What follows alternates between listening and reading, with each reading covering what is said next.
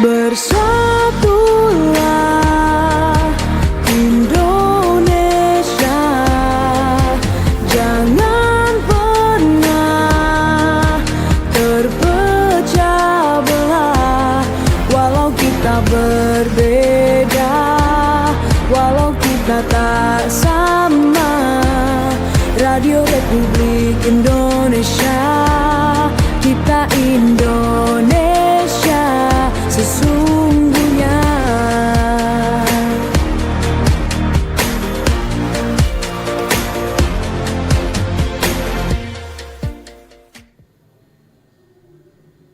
Oke, baik. Selamat pagi kembali untuk Anda yang masih setia terus bersama kami di Pro 1 RRI Manado, kanal informasi dan inspirasi. Ya, kita sudah ada di program kita selanjutnya untuk pagi ini, Forum Kawanua. Ya, edisi Senin hari ini 14 April 2025. Dan pendengar, seperti yang sudah kami informasikan sebelumnya, pagi ini kita akan berbicara lagi topik yang sama terkait dengan lawan korupsi majukan daerah. Sudah hadir di studio kami selaku pembina Garda Tipikor Indonesia Sulawesi Utara ada Bung Richard Sanger. Selamat pagi Bung Richard. Selamat pagi Bung Michael. Selamat pagi para pendengar RRI. Gimana kabar hari ini? Sehat? Luar biasa. Luar biasa. Sehat. Sama kayak cuaca juga ya hari ini begitu cerah. cerah. Oke. Baik, dan tentunya pendengar, nanti kami akan berikan kesempatan untuk Anda yang ingin bertanya seputar topik kita pagi ini, lawan korupsi majukan daerah. Seperti biasa di line SMS, WhatsApp, ataupun di line telepon 082195835080, atau Anda bisa memberikan tanggapan, komentar ataupun pertanyaan Anda melalui aplikasi YouTube, kanal YouTube RRI Manado ya. Jadi Anda bisa tonton langsung untuk Forum Kawanua pagi ini melalui kanal YouTube RRI Manado. Baik, pendengar, korupsi ya. Kalau berbicara korupsi tentunya sudah tidak asing lagi ya di pendengaran kita, karena yang namanya korupsi sepertinya tidak pernah berakhir ya. Dan itu menjadi musuh dari semua pihak, semua negara termasuk Indonesia. Ya, dan pagi ini pendengar kita akan bincang-bincang bersama dengan Garda Tipikor Indonesia Sulawesi Utara, dalam hal ini selaku pembina ada Bung Richard Sanger. Bung Richard, ini kalau berbicara ya, tapi sebelum kita masuk ke topik, mungkin masih ada masyarakat yang mungkin belum mengerti, belum tahu ya, apa sih itu Garda Tipikor Indonesia? Ya, mungkin bisa dijelaskan. Baik Bung Michael, terima kasih. Garda Tipikor Indonesia wilayah Sulawesi Utara masuk di Sulut ini sejak tahun 2015. Nah, ini merupakan salah satu organisasi masyarakat binaan dari Kementerian Pertahanan melalui Direktorat Potensi Pertahanan, di Direktoratnya Bela Negara. Nah, ini lembaga yang merupakan lembaga struktur nasional yang ada di pusat di Jakarta, dan ada cabangnya di Sulawesi Utara, di wilayah Sulawesi Utara, dan di beberapa kabupaten kota yang ada di Sulut sini. Nah, kita fokus untuk melakukan literasi dan penguatan pengetahuan masyarakat dalam partisipasi pengawasan kepada penyelenggaraan pemerintahan, dalam hal ini terutama mengawasi jalannya pengelolaan keuangan di pemerintah, baik di kabupaten kota maupun di provinsi. Jadi konsentrasi kita adalah pencegahan korupsi sebagai wujud bela negara. Begitu, Bung. Nah, itu kalau tugas pokok dan fungsi dari GTI sendiri itu sebenarnya seperti apa, Bung Lisa? Ya, tugas kami adalah membangun pembentukan opini di masyarakat, pentingnya tentang partisipasi masyarakat dalam melakukan pengawasan. Kemudian juga kita membangun kerjasama dengan pemerintah dalam hal ini untuk menyelenggarakan kegiatan peningkatan mutu, dalam artian mutu SDM dari penyelenggara negara itu sendiri, dari baik dari aparatur sipil negerinya maupun juga kepada masyarakat itu dalam kelompok-kelompok tertentu, misalkan kelompok siswa, mahasiswa, dalam bentuk workshop bela negara maupun juga seminar tentang pencegahan anti korupsi itu sendiri, pencegahan korupsi itu sendiri. Dan juga kita aktif di media untuk memberikan literasi pentingnya memberantas korupsi dari semangat ini sendiri. Gitu. Oke, baik. Nah, kalau sesuai dengan topik kita pagi ini, lawan korupsi, majukan daerah. Nah, kalau dari Garda Tipikor Indonesia sendiri, khususnya yang ada di Sulawesi Utara ya, itu bagaimana perannya ini? Perannya dalam hal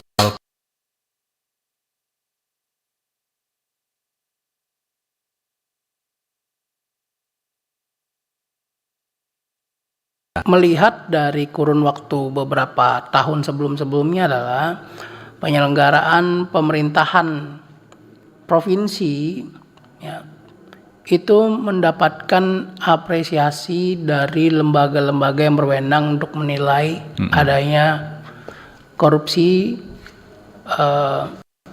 pemerintahan yang bersih begitu maksudnya. Ya, baik dari Komisi Pemberantasan Korupsi RI maupun juga dari Badan Pemeriksa Keuangan, ya, itu semua memberikan apresiasi kepada pemerintah provinsi. Nah, dalam hal ini adalah BPK sendiri dalam setiap pemeriksaannya beberapa tahun berturut-turut belakangan ya, pemerintahan yang sebelum ini maksud saya, itu mengeluarkan hasil pemeriksaan opini tertingginya, yaitu opini wajar tanpa pengecualian. Itu paling tinggi di Badan Pemeriksaan Keuangan. Kemudian KPK sendiri sebagai lembaga negara yang fokus dalam pencegahan dan juga penindakan korupsi itu sendiri, merilis setiap tahunnya dalam penyelenggaraan pemerintah Provinsi Sulawesi Utara itu selalu mendapatkan poin yang strategis. Selalu masuk dalam peringkat nasional yang tentunya strategis. Dan juga beberapa kali melakukan edukasi di pemerintah itu sendiri dalam melibatkan para pejabatnya, dalam hal ini bupati, wali kota, dan gubernur, sampai melibatkan keluarga pendamping istri di berbagai beberapa kali acara begitu.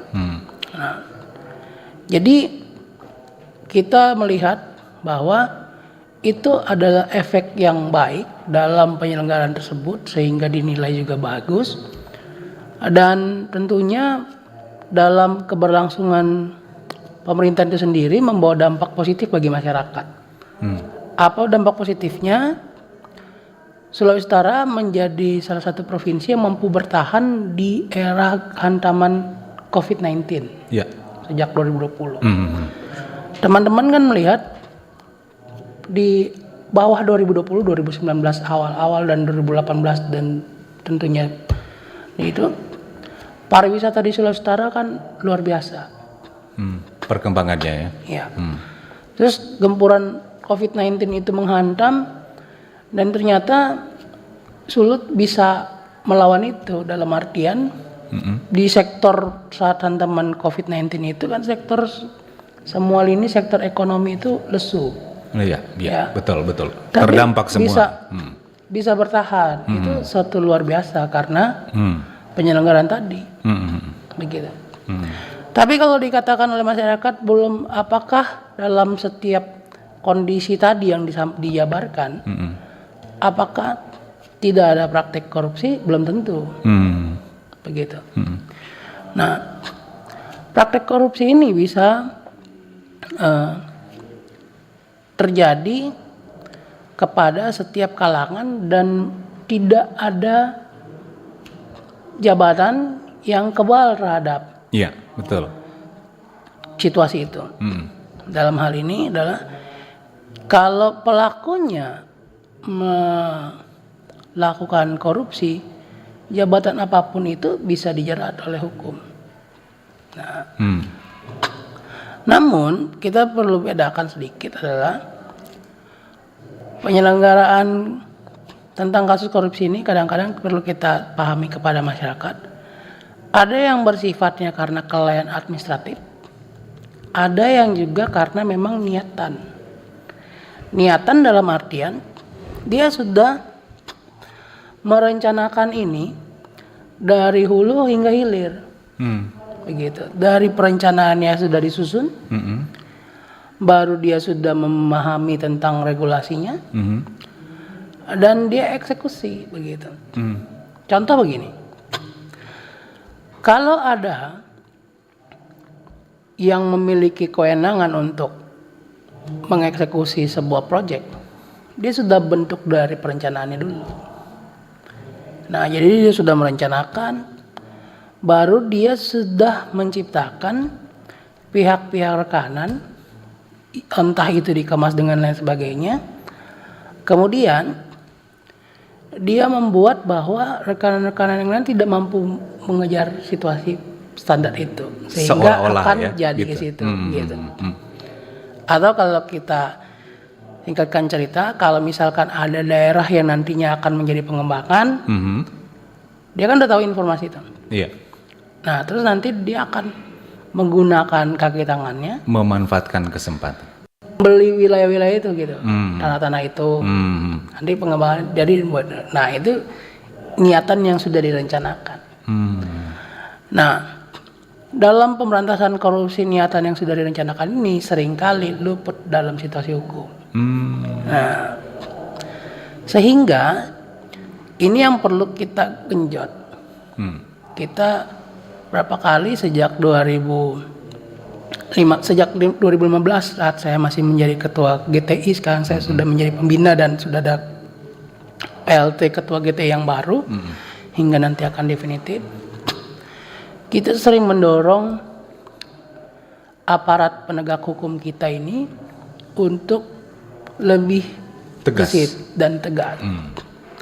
Cuman seringkali mereka mendapatkan situasi, beberapa kali kita lihat, kalau sudah melakukan pendalaman mengejar intelektual dadernya itu, atau yang lebih tinggi dalam perencanaan tadi, seringkali tiba-tiba langsung mutasi di tengah jalan. Nah, ini yang menjadi usaha baik itu Kejaksaan Tinggi dan juga kepolisian daerah. Nah, kalau sudah terjadi seperti itu bagaimana? Kalau dari GTI sendiri?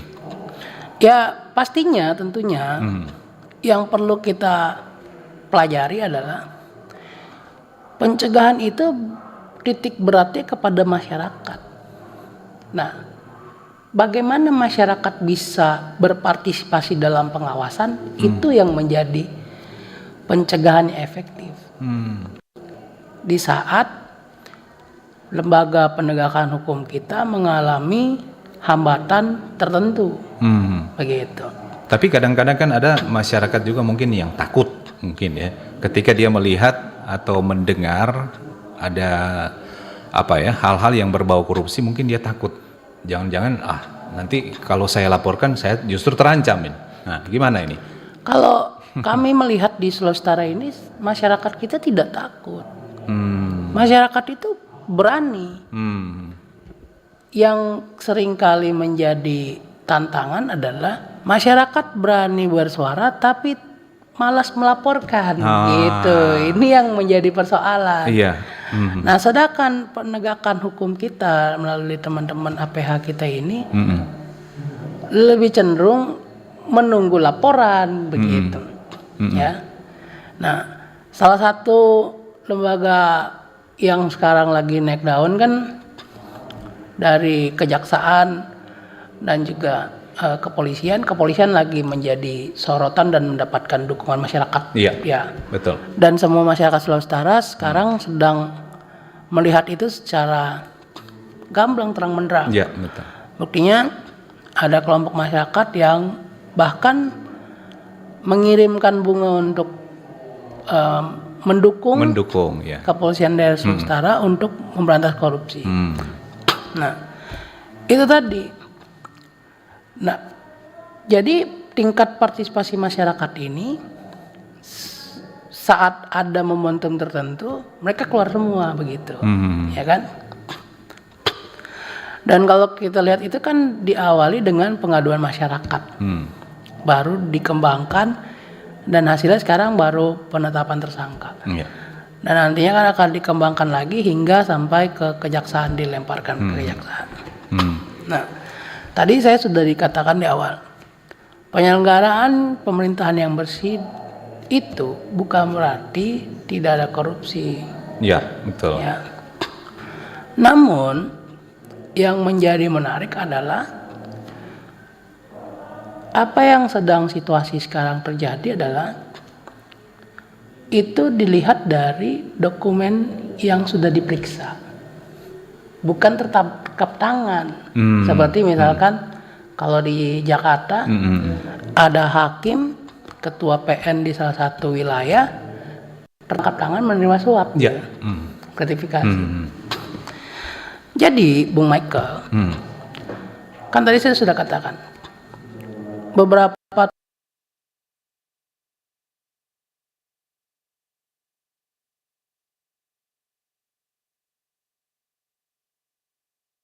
tertinggi yang signifikan dari lembaga KPK itu sendiri. KPK. Berarti kan pertanggungjawaban dan administrasinya semua sudah diperiksa. Ya. Dan kepolisian menemukan ini hal yang menarik. Begitu. Iya.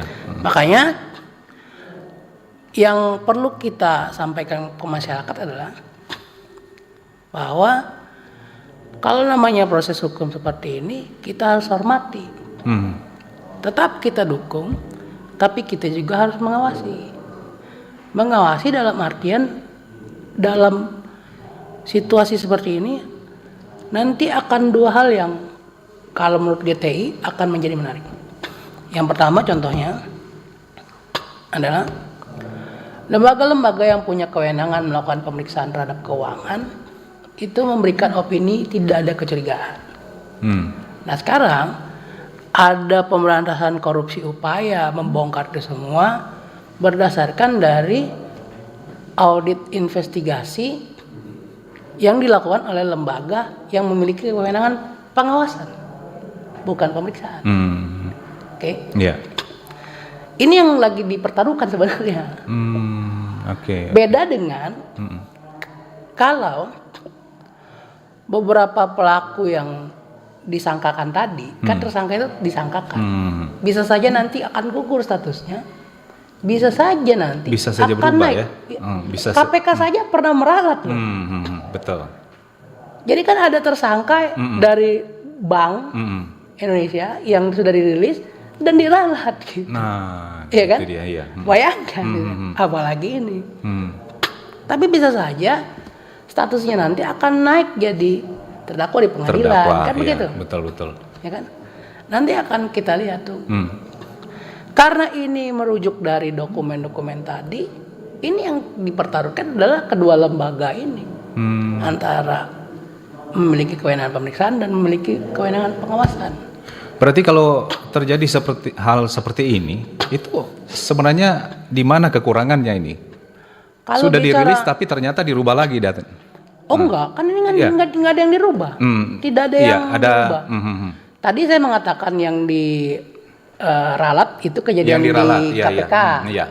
Tapi bukan di Sulawesi Utara. Iya. Di Jakarta itu. Seandainya ada hal seperti itu sebenarnya kelemahannya di mana itu? Kelemahan mana? Seandainya terjadi di Sulawesi Utara. Iya. Ya belum terjadi, jadi tidak ada kelemahan. Kalau di KPK sana ya saya rasa itu terburu-buru. Berarti Terburu-buru terus beralat, bisa saja ada dua kemungkinan kan. Ada intervensi yang luar biasa. Atau kedua, kecerobohan karena terburu-buru ada kecerobohan tertentu. data mungkin belum terlalu lengkap mungkin ya. Iya. Ya, gitu. Tapi itu bukan di Sulawesi Utara, Iya, itu di luar. nah, Nah, itu kalau di hal-hal yang Sulawesi sudah Utara kalau ada kelemahan ya karena belum terjadi Belum kita nggak tahu terjadi ya? kelemahannya. Betul, oke. Ya kan? Baik. Tapi ini yang sebenarnya saya lihat karena saya tertarik sekali di Undang RRI ini, saya ingin membukakan kepada masyarakat. Oke. Situasi sekarang yang terjadi itu rentannya di situ. Ya kan? Kalau itu terjadi misalkan ada gratifikasi, ada tertangkap tangan Tertangkap tangan. suap, Nah kita dengan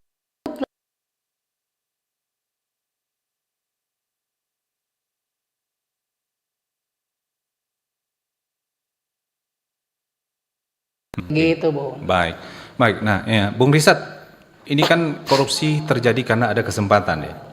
Ya, Nah, kalau berbicara gratifikasi, suap, pungli, itu apakah semua memang termasuk dalam hal-hal yang korupsi atau berbeda-beda? mereka semua korupsi. Oh, Masuk dalam kategori korupsi, hanya saja subkategorinya yang berbeda-beda. beda-beda. Ya. Kalau pungli itu langsung mutlak itu biasa terjadi kecil-kecil tuh. Kecil-kecil tapi bahkan bisa mengenai sampai rakyat yang pengangguran sekalipun bisa melakukan itu gitu. Contoh dia bukan punya kewenangan tarif parkir, dia melakukan itu ya kan. Iya, betul. Di Manado banyak. Ya, ya. Coba kita lihat ya. Ada momen tertentu mereka semua diamankan. Setelah itu mereka semua berpraktek kembali kan gitu.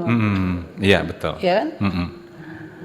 Nah, itu yang dikenal dengan para pelakunya disebut preman. Ya. Jatah preman gitu. Iya. Semacam itulah. Kemudian masuk. Nah sekarang pemerintah saya rasa sudah mulai memperbaiki diri ya. Contoh saja untuk pungli-pungli yang dulu familiar sekali di pembuatan dokumen sipil itu seperti akta nikah, Iya. KTP, KK. Iya. Itu kan lumrah tuh masyarakat, seakan-akan lumrah masyarakat memberikan sejumlah value kepada ASN-nya. Tapi sekarang berkurang. Bukan berarti tidak ada, tapi dia berkurang drastis. Gitu. Nah, berarti kalau ada hal semacam seperti yang Pak Risar katakan tadi, ya, masyarakat yang memberikan sejumlah uang begitu untuk kelancaran begitu, Ya. itu salah atau enggak sih sebenarnya? Misalnya pengurusan KTP ke kepala lingkungan, Pala supaya lancar, biar cuma doi oto atau doi rokok. Nah ini pertanyaan menarik. Gimana itu? Saya mau mengambil sebuah ini. Saya tadi baru nonton salah satu tayangan di media sosial. Ya. Ada seorang, pejabat Polri gitu, memberikan ini untuk sarapan ya kepada anak buahnya gitu, ya kan? Nah secara internal itu dianggap biasa antara atasan ke bawahan, tapi dalam tayangan itu menurut saya yang perlu kita kritik itu ditayangkan, ini sangat disayangkan gitu. Oh, gitu ya. Jadi itu akan memberikan opini kepada masyarakat, oh ya biasa aja sih sebenarnya gitu kan. Kalau orang Secara yang integritas itu perlu kita tinjau secara integritas, seharusnya hal-hal seperti itu tidak boleh gitu. Karena itu tupoksi, ya kan. Misalkan ASN kayak Bung Michael, dalam mewawancarai kan ada kode etik, tidak boleh menerima dalam bentuk apapun. Iya, betul. Ya, walaupun itu sekedar makan secara ini. Tapi kalau misalkan dilepas baju wartawannya diterima atau apa, ya itu tinggal kembali ke integritas masing-masing. Saya katakan gini, di dunia sekarang sedang melihat integritas orang Jepang, ya kan? Terkenal itu di Bung. Terkenal memiliki integritas yang kuat. Akan tetapi bukan berarti tidak ada korupsi gitu ya. Benar gak? Iya. Buktinya apa? Beberapa pejabat Jepang ketika dia diketahui misalkan, oh saya punya anak ini menggunakan fasilitas negara, orang tuanya akan mundur. Malu begitu ya. Iya. Persoalannya adalah kenapa nanti ketahuan baru mundur kan gitu. Kalau nggak ketahuan nggak malu kan gitu. Iya, betul. Cuman yang menarik bagi mereka adalah ketika itu ketahuan dan dipublikasikan, dia langsung konsekuensinya saya malu, dan itu lebih mematikan daripada penegakan hukum bagi mereka ya. Baik. Udah seperti itu integritas orang Jepang. Oke. Ya. Yang paling ini lagi adalah kalau Bung ingat, oh saya punya ketinggalan barang di saat berwisata di Jepang, nanti balik lagi, yang penting ingat ada di mana, pasti ketemu barang itu. Nah kalau di kita kan, ya itu tadi. Nah, karena apa? Budaya korupsi di Indonesia itu mengakar. Karena kalau kita lihat dari sejarahnya, itulah didikan penjajahan. Buktinya adalah fakta yang tidak dipelajari secara formal di dunia pendidikan sekarang mulai terbongkar karena dunia berkembang pesat kan. Contohnya gini, kita belajar dalam sejarah bahwa bangsa kita kena kerja rodi. Nah sekarang lagi dibongkar dalam dokumen-dokumen yang ada di Belanda sana, bahwa ternyata pemerintah Belanda yang sedang menjabat di Indonesia, waktu itu kan masih bagian dari Belanda, pejabat Belanda Jajahan yang Belanda. sedang bertugas di Nusantara, ya, itu membayar, tapi para dulu yang sekarang dikenal dengan bupati, dulu mereka itu pimpinan daerah tidak melanjutkan ke para pekerja. Jadi kan sudah dari budaya situ. Karena dianggap ini. Nah ini yang sering kita lewat. Baik Pak Risat, ini sangat menarik sekali ya apa yang sudah dijelaskan ya. Dan kita akan memberikan kesempatan untuk pendengar ya berpartisipasi di Forum Kauno untuk pagi hari ini, baik melalui SMS, WhatsApp ataupun line telepon. Tapi sebelum kita lanjut, mungkin kita akan break dulu sejenak. Ya, kita akan kasih kesempatan untuk pendengar nanti bisa gabung di Forum Kauno pagi ini. Kita akan kembali untuk Anda.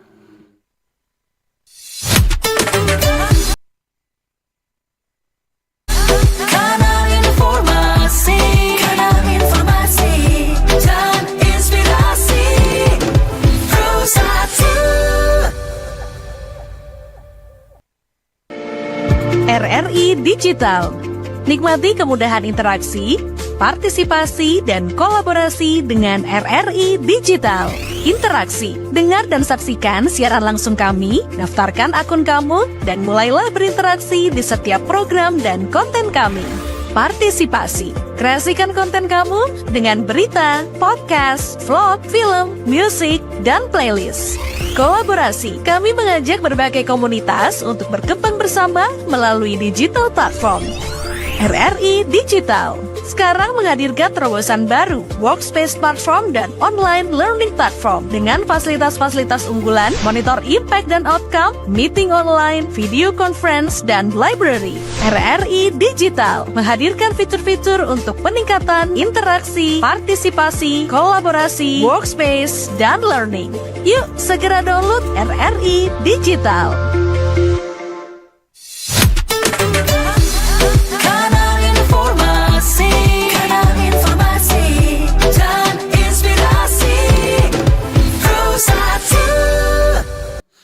Oke, baik pendengar, masih di Forum Kawanua untuk pagi hari ini masih berbicara dengan topik yang sama ya terkait dengan lawan korupsi, majukan daerah ya. Bersama dengan narasumber kita pagi ini ada Bung Risat Sanger ya selaku pembina dalam Garda Tipikor Indonesia Sulawesi Utara. Dan Bung Risat, kita akan memberikan kesempatan ya untuk pendengar bisa berpartisipasi pagi hari ini. Kita mungkin ke line telepon dulu. Selamat pagi Pro 1 Forum Kawanua. Halo, selamat pagi Pro 1 Forum Kawanua. Iya, selamat pagi Pak Sartono. Dengan Pak Sartono di Kombos. Iya, silakan Pak Sartono dengan Bung Risat Sanger ini dari Garda Tipikor Indonesia selaku pembina. Tolong Bapak Bung Risat Sanger. Salam sehat, salam sejahtera Bu. Salam sehat Pak Sartono. Selamat pagi Indonesia. Iya, selamat pagi. Berbicara tentang korupsi, sudah tidak asing lagi di masyarakat. Namun tidak mengapa dengan adanya RRI membagi kasih tentang pencegahan dan pemberantasan korupsi ini. Ini khususnya di negara Republik Indonesia dan lebih khususnya yang ada di Provinsi Sulawesi Utara. Iya. Tadi ada sempat saya dengar, kita ambil kecil-kecil saja dulu, jangan terlalu jauh ke dalam. karena jaminannya untuk orang melapor ini termasuk ada kaitannya dengan masyarakat. Sekarang masyarakat kedapatan ada penyalahgunaan.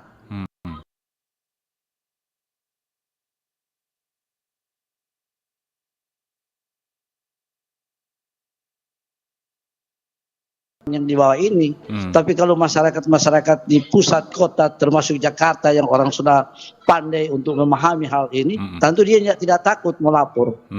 Tapi yang di bawah-bawah ini, khususnya contoh termasuk di kelurahan-kelurahan, sekarang kan lagi marah kan penyalahgunaan dana desa ADD.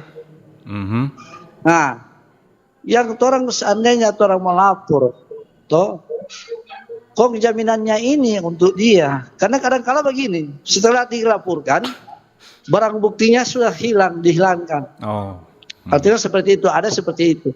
Nah, itu yang bikin takuti masyarakat. Jaminannya ini untuk dia. Yang ditakuti ini jaminannya ini. Kadang-kala walaupun atau bagaimana, tapi ini kan manusia. Bisa saja ada perubahan-perubahan, ada tindakan-tindakan yang tekan pada dia, sehingga dia itu kebanyakan masyarakat suka membantu pemerintah untuk memberantas korupsi ini, khususnya yang ada di daerah provinsi Sulawesi Utara yang kita sama-sama cintai. Cuma itu jaminannya ini untuk orang ini yang orang takuti sekarang. Sudah bisa dipahami Pak Sartono. Ya, itu ada satu. Pertanyaan lain? Yang kedua, mudah-mudahan dengan adanya korupsi ini, karena pimpinan yang baru ada di negara Republik Indonesia ini ada ancang-ancang untuk membuat undang-undang hukuman mati. Tapi itu baru sementara dievaluasi. Wacana. Dan mudah-mudahan sebagian masyarakat lain semua orang oke, setuju, karena itu merugikan bangsa dan negara, khususnya merugikan masyarakat bangsa Indonesia. Karena itu uang rakyat. Jadi itu, kalau itu memang terjadi oke. Tapi itulah aset-aset yang ada pada orang ini setengah mati orang mau telusuri. Karena kalau orang bertindak langsung, asetnya ini orang tidak bisa dapat. Bagus aset itu kan kasih tunjukkan kepada masyarakat bangsa Indonesia. Inilah yang orang yang korupsi dan kemasukan ke kas negara. Baik, Pak Dan Sartono. itulah bangsa ini mau maju. Bangsa ini mau maju dan bangsa ini menuju bangsa negara yang merdeka menuju ke bangsa yang mendapatkan emas. Ini kalau itu akan diwujudkan, pasti negara ini akan maju dan sejahtera. Terima kasih, selamat pagi. Iya, selamat pagi. Terima kasih Pak Sartono yang ada di Kombos. Ya, kita akan berikan kesempatan lagi untuk satu atau dua penelpon di pagi hari ini. Ya, selamat pagi. Iya, masih di line telepon yang sama 082195835080. Iya, selamat pagi. Forum Kawan Wa.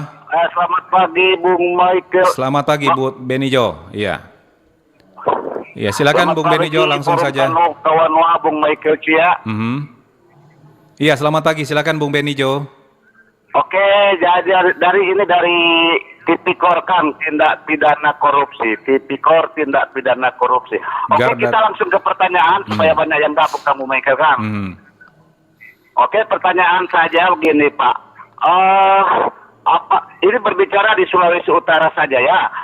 Itu tindak pidana korupsi yang dilakukan oleh para oknum di Sulawesi Utara, apakah itu sudah diproses sesuai hukum yang berlaku? Pertanyaannya, sudah berapa kasus yang sudah diproses dan para pelaku oknum itu sudah dipenjarakan? Itu aja pertanyaannya, karena itu itu kan uang negara. Itu saja pertanyaannya. Makasih, selamat pagi. Oke, baik, terima kasih, selamat pagi ya. Bung Benijo yang ada di Bolmut, terima kasih untuk pertanyaannya. Mungkin satu penelpon lagi ya. Oke, kita coba terima satu penelpon lagi. Iya, silakan. Selamat pagi Forum Kawan Wa. Tabia. Iya, Tabia. Selamat pagi Pak Heri. Iya, Pak Heri langsung Selamat saja pagi, Pak Heri. Iya. Bapak narasumber. Selamat pagi Pak Heri. Garda Tipikor. Iya. Biasa kalau dengar Garda dan bilang ada Garda ke depan. Iya. Kalau ini Garda di mana? Belakang ya. Lanjut. Ini perlu juga supaya bicara Garda. Namun saya menangkap tadi membangun opini masyarakat kan. Ya tentunya namanya ada di Tipikor, ada di Garda. Harapan masyarakat betul-betul optimal kinerjanya. Jangan berharap laporan dari masyarakat. Kira-kira Pak Sanger, itu yang beredar, itu dari PPATK, dari LHKPN, gubernur terkaya dan wali kota terkaya, itu benar atau tidak? Kira-kira seperti apa itu? Dan tentu yang berada di Garda Tipikor, yang sebenarnya harus proaktif. Ada Bapak tadi memberikan apresiasi, termasuk BPK. Apakah BPK yang lalu, entah sampai sekarang ini, sudah benar tepat atau seperti apa? Supaya betul-betul orang itu, apa yang disampaikan itu sesuai dengan implementasi realita yang ada di lapangan. Benar-benar di daerah negara kita ini maju. Terima kasih. Baik, terima kasih. Selamat pagi, Pak Heri di Tateli ya. Kita tampung 3 penelpon dulu untuk pagi hari ini ya. Ini mungkin kita awali dulu dengan pertanyaan dari Pak Sartono di Kombos ya. Oh ya. Oke, baik. Nanti kita lanjut di WhatsApp setelah line telepon. Ya, mungkin kita ke Pak Sartono dulu. Ini tadi beliau menanyakan ketika ada masyarakat yang melaporkan. Ya, kemudian yang namanya manusia itu pasti berubah-ubah ya. Ketika ada barang bukti yang sudah dilaporkan masyarakat tapi ternyata dihilangkan, bagaimana jaminan untuk masyarakat tersebut, untuk warga pelapor tersebut? Dalam normatif hukum, kepastian jaminan terhadap pelapor, apalagi masyarakat itu dilindungi. Tetap dilindungi. Bahkan untuk takaran tertentu itu sudah ada lembaga perlindungan saksi dan saksi terlapor kan gitu.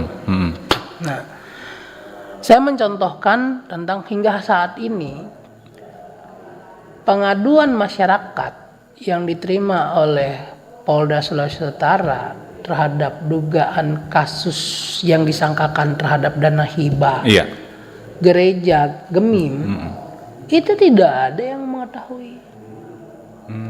Siapa pelapornya? Tidak ada. Tidak. Oh iya betul. Jadi kan? Dirahasiakan begitu. Dirahasiakan. Dan memang kalau Anda menjadi pelapor dugaan kasus korupsi, lembaga yang memiliki kewenangan dalam hal ini aparat penegak hukum itu wajib melindungi.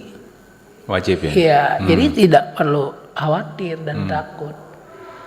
Yang saya ingin sampaikan begini, jangan satu kejadian terus itu menstigma seluruh kejadian. Dalam artian ada beberapa kejadian terus sehingga membawa dampak buruk kepada masyarakat agar masyarakat tidak mau atau ragu-ragu. Yang perlu kita objektif adalah kita putar kembali. Pernahkah dia yang ragu-ragu sudah melaporkan atau belum? Yang bijak adalah dia laporkan, dan kalau misalkan dia terancam, saya rasa GTI dilaporkan, dan bila mana dia mencuat ke media, kita akan turun mengadvokasi. Tapi kalau belum di ini, saya rasa kita ingin mendorong ke mereka yang ragu-ragu untuk melaporkan dulu. Karena belum dilaporkan kalau sudah ragu-ragu, ini menjadi persoalan. Oh iya. Nah, ini betul. saya mau tarik juga komentar Yusril tentang gini. Sekarang kan lagi digodok tentang hukuman mati.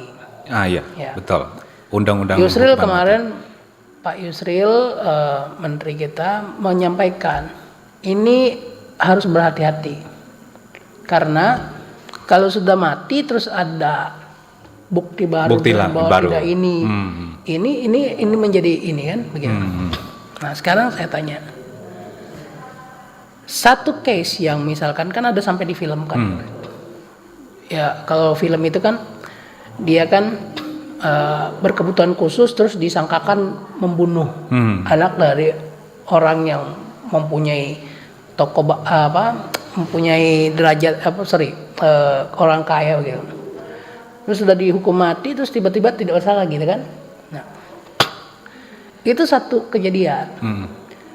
Nah, kalau hubungan efektif ini, ya Pak Risat mungkin agak lebih dekat lagi dengan dia. ya, kalau hukuman mematikan ini bisa membawa dampak yang revolusioner terhadap pemberantasan korupsi, saya rasa ini yang perlu kita dorong.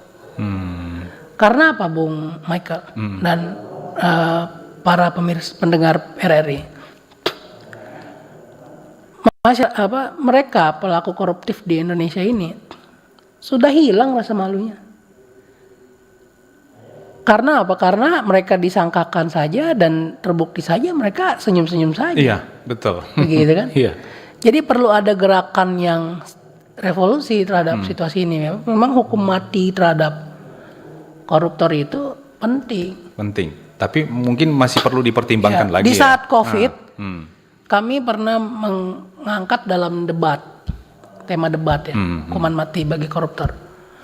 Kita melihat dalam aturan main yang ada bahwa hukuman mati itu bisa diberlakukan bagi koruptor bila mana korupsi itu melibatkan halayak banyak gitu dalam kondisi bencana tertentu. Dan di saat COVID ada buktinya. Mantan Mensos itu. Ya. Ya kan? Itu kan kondisi tertentu yang bisa dijerat untuk hukuman mati. Tapi dia luput. Tidak jadi hukuman mati, hukuman seumur hidup karena luput. Karena apa? Karena ada fatwa dari Mahkamah Agung. Nah, kalau kita merujuk dari tangkapan yang baru-baru ini di PN Jakarta Selatan, bahwa ada industri hukum di situ. Lah, kinerja dari Kejaksaan Agung itu di pengadilan muaranya bebas itu Migor, ternyata ada 60 miliar yang disangkakan menyuap. Oke. Para hakim yang terhormat kita ini kan begitu. Baik. Nah, jadi kalau ingin besar bangsa kita harus bersikap tegas dan tentu tidak biasa. Nah, itu yang lagi dilakukan sebenarnya. Oke. Kalau saya sih dengan teman-teman GTI, kita selalu mendukung untuk pemberantasan korupsi walaupun itu ekstrim, misalkan sampai hukuman mati. Itu penting. Oke. Baik. Agar kita bisa mencontoh Cina yang dulu tidak bisa mengimbangi negara kita pun sejak pasca Perang Dunia Kedua. Sekarang Cina digertak bagaimanapun oleh politik ekonominya Trump di Amerika. Cina nggak takut karena dia udah settle. Udah hampir sama persoalannya. Jadi tidak itu. Nah, kalau melihat dari cerita Pak Mahfud ya, kita kalau bisa menegakkan pemberantasan korupsi di Indonesia ini, itu rakyat kita sejahtera, memang betul begitu. Oke. Baik, Bung Risat, mungkin karena menyingkat waktu juga ini, kita langsung ke pertanyaan dari penelpon dari Bolmo tadi. Ini Bung Benijo ini katanya tindak korupsi di Sulawesi Utara apa sudah diproses dan berapa banyak kasus, dan untuk para pelaku itu apa sudah dapat hukuman? Mungkin yang singkat saja nih, Bung Risat. Ya, kalau dalam beberapa, kita ngambil grafik yang sejak Januari tahun ini, itu jumlahnya tidak banyak. Karena memang untuk menyikapi atau melakukan penyelidikan terhadap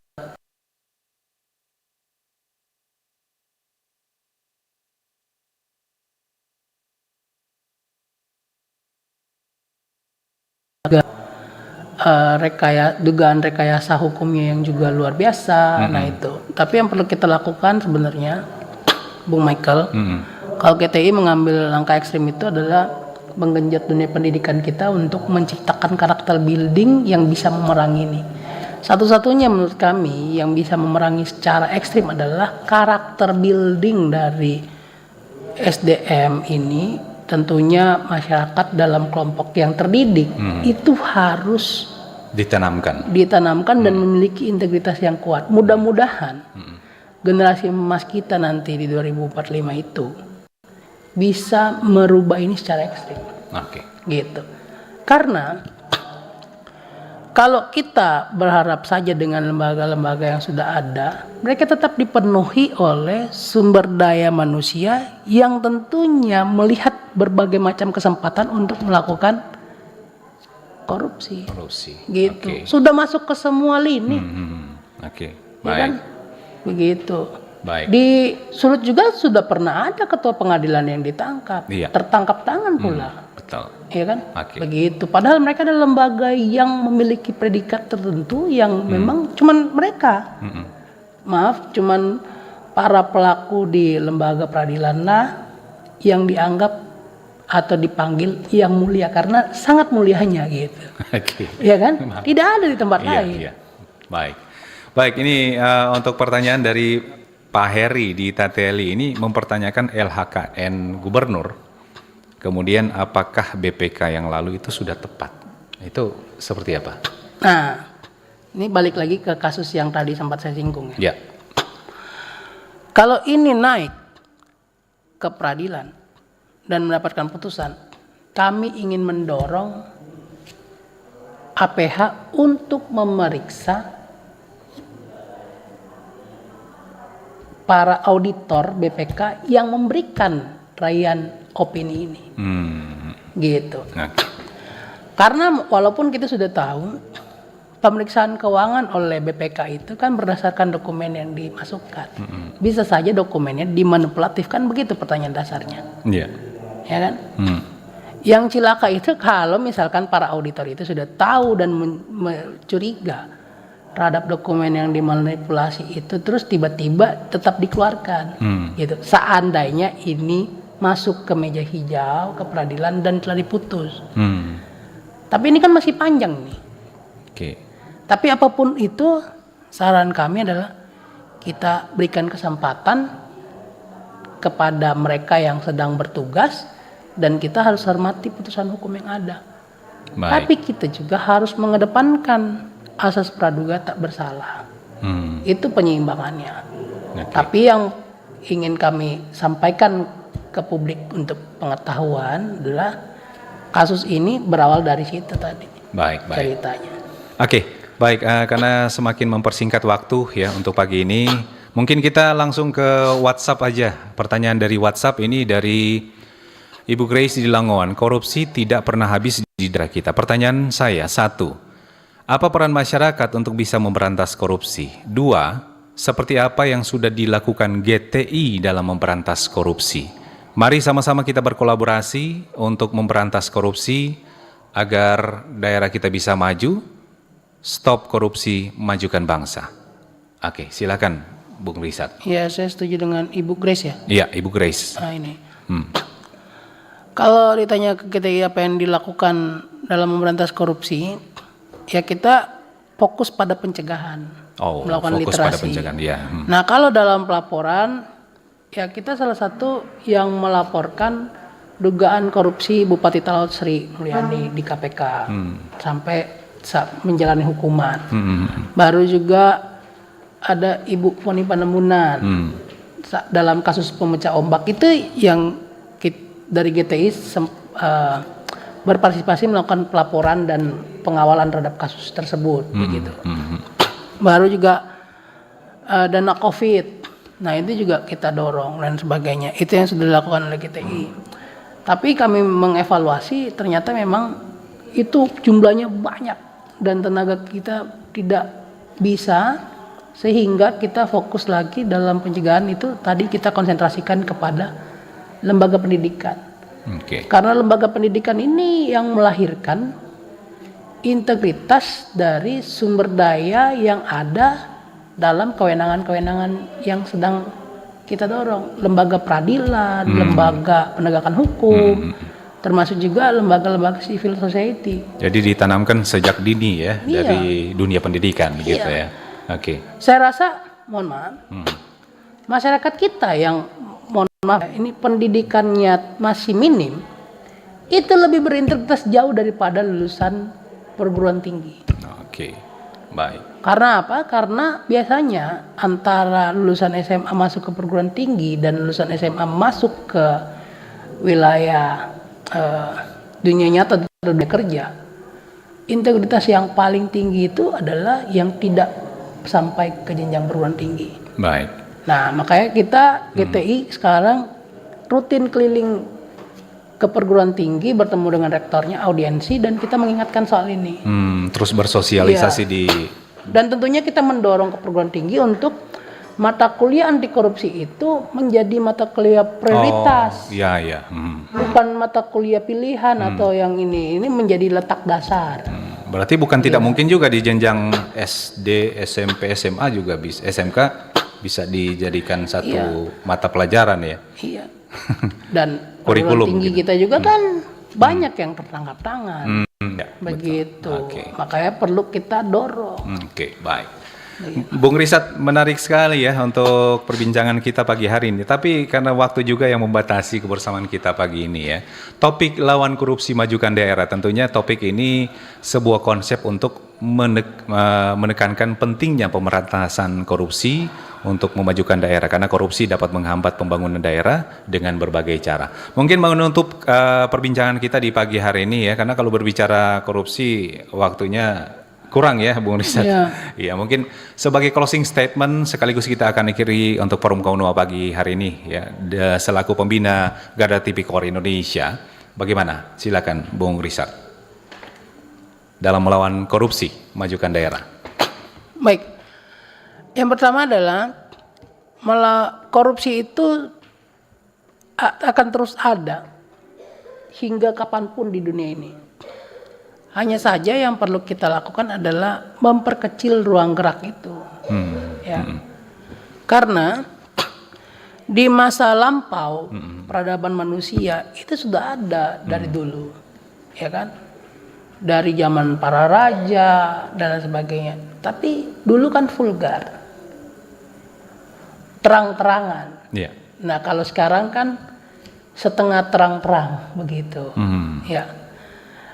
Negara yang memiliki integritas kuat seperti Jepang pun juga ada, tapi kecil jumlahnya.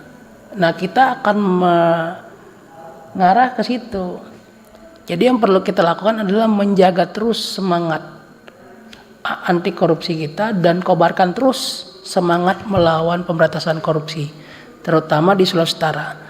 Karena dengan pemberantasan korupsi dan penegakan hukum di Sulawesi Utara yang berkeadilan dan jujur, itu akan membawa dampak positif bagi pembangunan wilayah Sulawesi Utara, sehingga masyarakat Sulawesi Utara maju, berkembang, sejahtera dan berkelanjutan.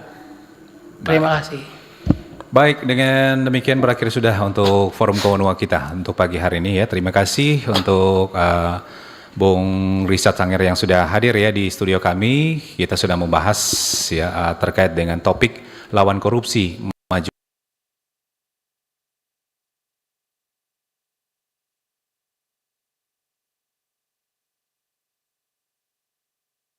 Lalu Bung Risat bersama dengan Garda Tipikor Indonesia Sulawesi Utara.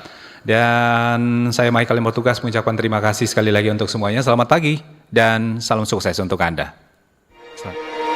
Bersatulah Indonesia, jangan pernah terpecah belah. Walau kita berbeda, walau kita tak sama, Radio Republik Indonesia, kita Indonesia.